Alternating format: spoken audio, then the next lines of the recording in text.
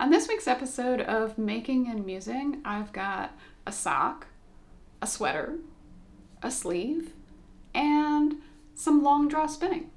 So stick around and see what I've been up to this week.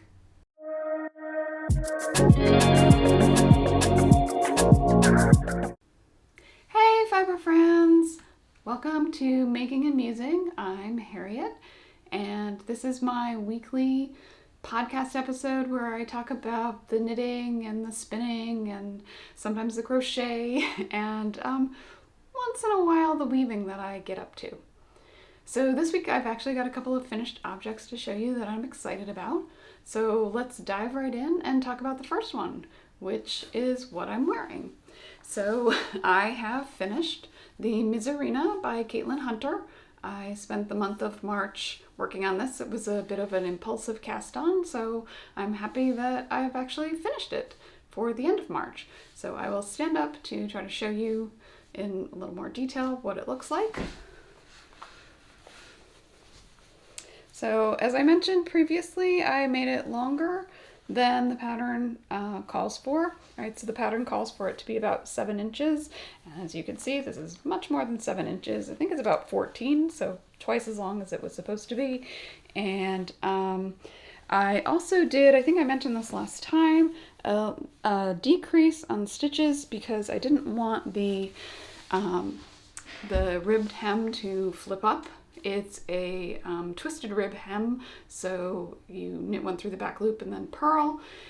And you go down a needle size to do that, but as I think I mentioned in last week's episode, I've had instances where I've dropped down several needle sizes to do the ribbing and yet still had it flip. And because I hate when it flips, I decided to add an extra bit of caution in there, and so I dropped down 2 needle sizes, but then I also did a decrease around that last row before I started the rib.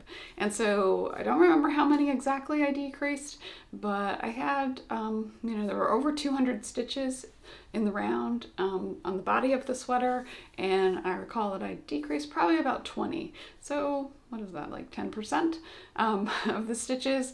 I was a little nervous that would be too much, but as you can see, I'll show again, right, it's fine. I'm happy with it.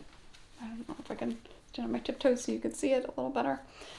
It's not, I was afraid it would be maybe too pulled in, but it's not. And so once again, this is Blue Sky Fibers Woolstock Light in the color Driftwood for the body of the sweater, and the yoke is in the round. It's a sock yarn in the color Brick. And yeah, I'm just very happy with it. I like the fit. It's comfortable. It's, basically next to skin soft. Maybe a little itchy for some people if you're particularly sensitive. I'm not. So I'm happy with it. So this one has been a success. As I mentioned a couple of times during the month of March, I really enjoyed working on the Miserina. Highly recommend the pattern. May actually make another one for myself or for someone else at some point in the future. But for now, it's done. I'm happy. So having finished the Miserina, I wanted to try to work on a couple of my other works in progress, and so I managed to get to a stopping point on one of those. As you may remember, back in the start of the month, I talked about how I had started on a pattern called the Snow Sweater, and I think the person's name is Pernille Larsen, the designer's name that is. I'll double check. And so this is an interesting sweater construction. It's a top down in the round, but it only has a pattern on the sleeves, particularly the down towards the cuff of the sleeves. So I decided that staying true to form, I would start by knitting the sleeves first, since the sleeves are the part that involve the color work, and then I could get those done, and then I would have basically a stockinette in the round sweater to work as kind of travel knitting for later on. So I finished the first sleeve, so here it is. I'll hold it up so that you can see it. Okay. Yeah, I really like this design on the sleeve. It's very simple, right? It's just sort of trees and snowflakes in winter, right? And I am using Holstgarn Super Soft Held Double. And so I think I mentioned this before, but I'll reiterate since it's been a little while. So this part of it, right, the snow, is actually, I am marling two colors together. So I'm marling Ecru with Iced because I think that that makes a nice, yeah, like a really nice snow-like color for that. And then for the trees, I am marling a color Clover with the color Kingfisher. Let's see if you can see that. Right. And then just for the sweater itself, it's just 2 strands of Cloudberry held double. No, it's I'm holding Cloudberry double, so it's 2 strands. Right. And yeah, I'm really liking how it's shaped up. There is an I-cord and edging on the cuff. I mentioned last time, right, it creates really wide cuffs at the sleeves, but I don't mind. And yeah, I decided to do the I-cord edging to sort of see how that, would look and how that would turn out. When I first finished it, obviously it was rolling quite a bit, even with the I-cord edging. So I just made sure that, that I pinned it down when I blocked it. So this has been blocked at this point. So it's basically ready to go. And the way this sweater is constructed, right, you knit the sleeves separately and then you eventually graft them onto the body.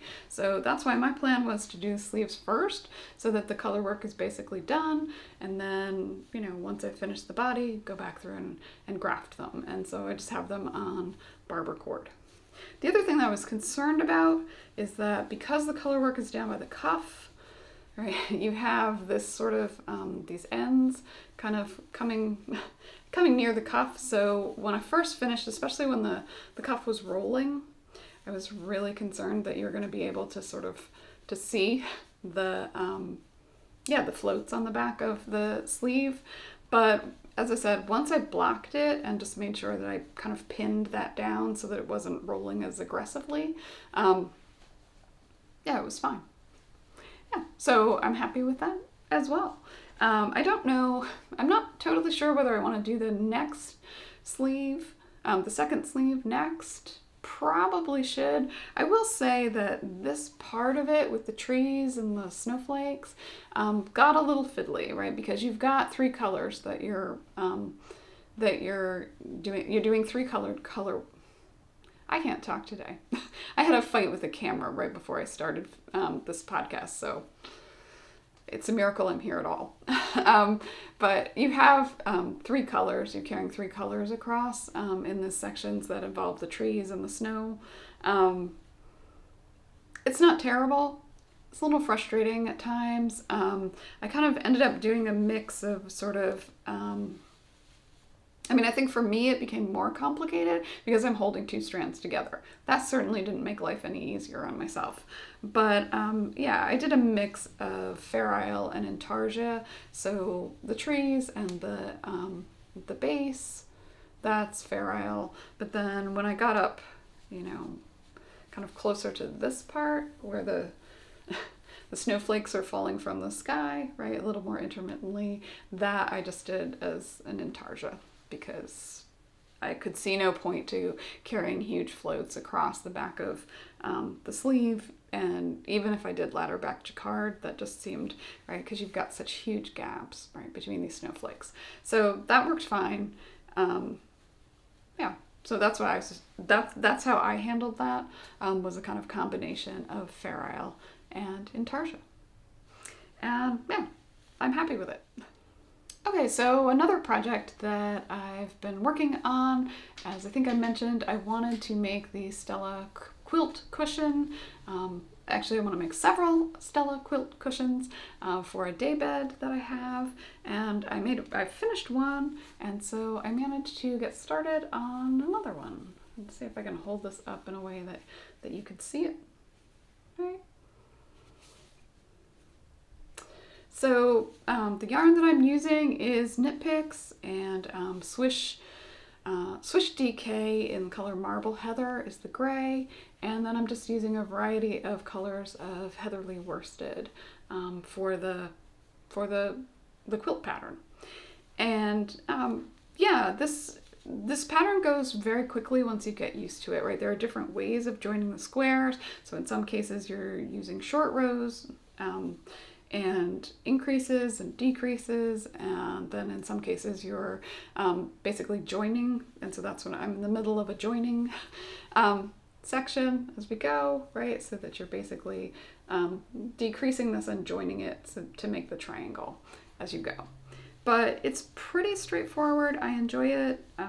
It's something that I've gotten so that I can do relatively quickly. Once you get used to doing it, it kind of makes sense.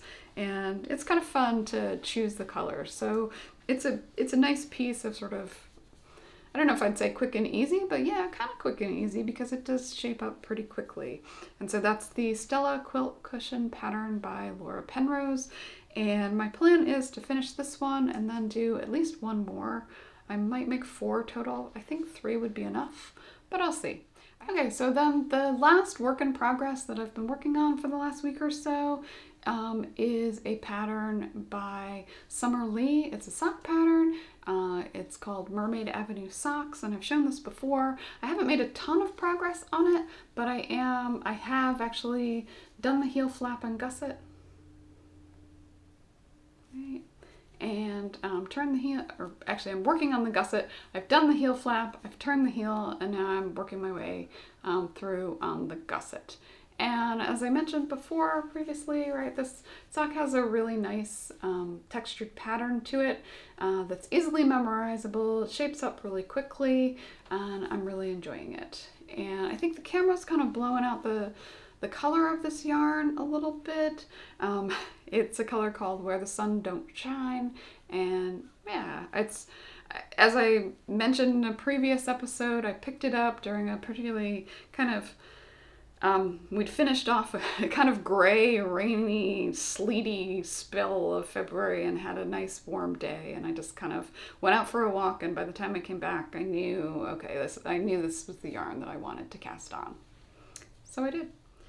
Okay, so the other thing that I've been doing for the month of March has been, I would say, practicing, but also learning. So sort of learning and practicing simultaneously, doing long draw on my spinning wheel.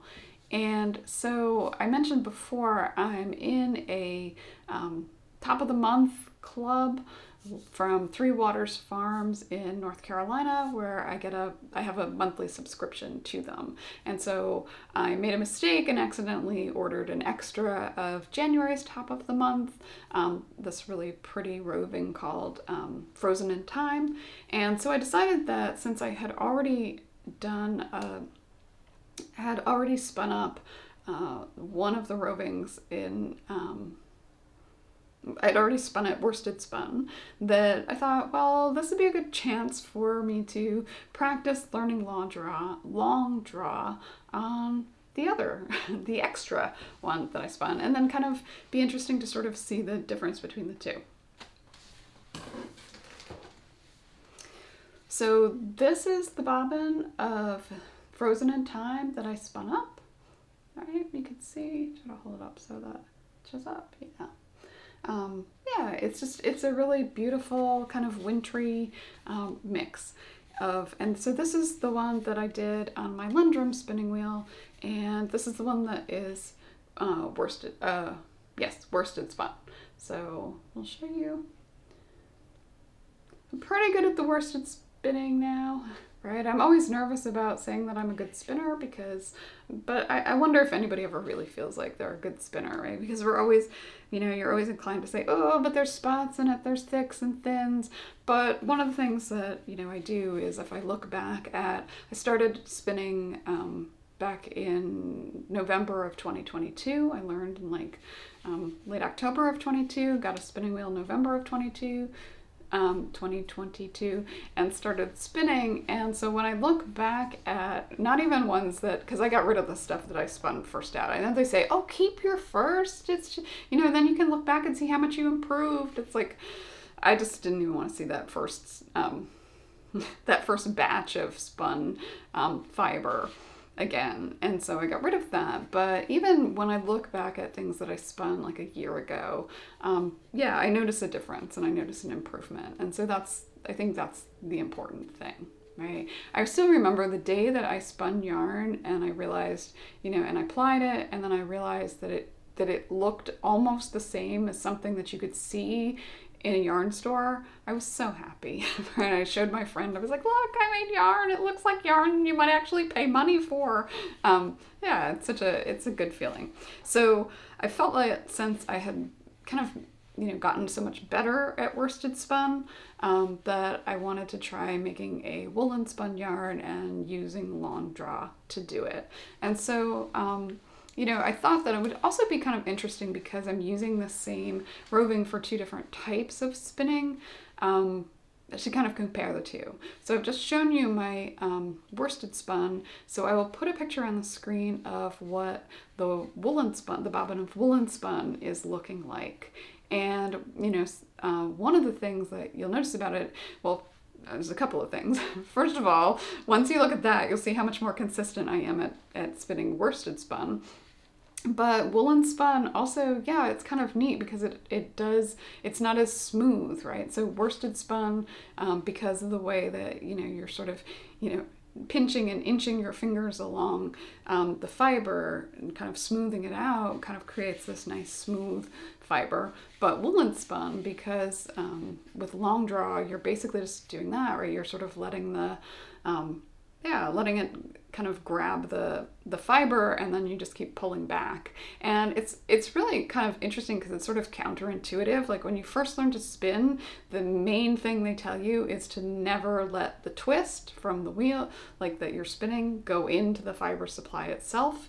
And for long draw, to do long draw, you let the twist go into the fiber supply itself.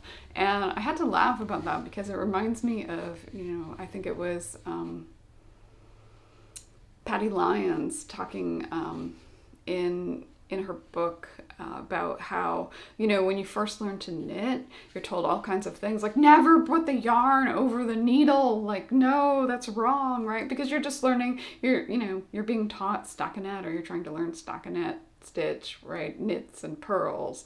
And so all of the things that you're told never to do, you find out later on, it's not that you should never do them, right? That when you pull the yarn over the needle, you're creating an increase, right? So Patty Lyons says it's almost like every mistake is a technique in disguise. And I think that that's really true. And so that's one of the things that I thought was, that I was reminded of as I was learning long draw, is that the thing that I had been told never to do while spinning is, again, it's a technique in disguise. It's something that you do when you just want to spin a different type of yarn. So that's what I'm doing, and I'm going to continue to practice with that, and I will keep you posted on how that goes. Okay, so that's it for today. Thank you to those who've come back and continued to watch. I'm really excited at how much this channel has grown just in the past month. I think last I looked, I had acquired maybe a little over 40 new subscribers in the course of a month, which to me feels like a lot. So tell a friend. If you've already subscribed, thank you so much. If you liked today's video, please be sure to give it a thumbs up down below. I think I'm going to switch the day of the week for my weekly podcasts. I had been doing them on Saturdays because that was just time when I had a little bit more time to do them.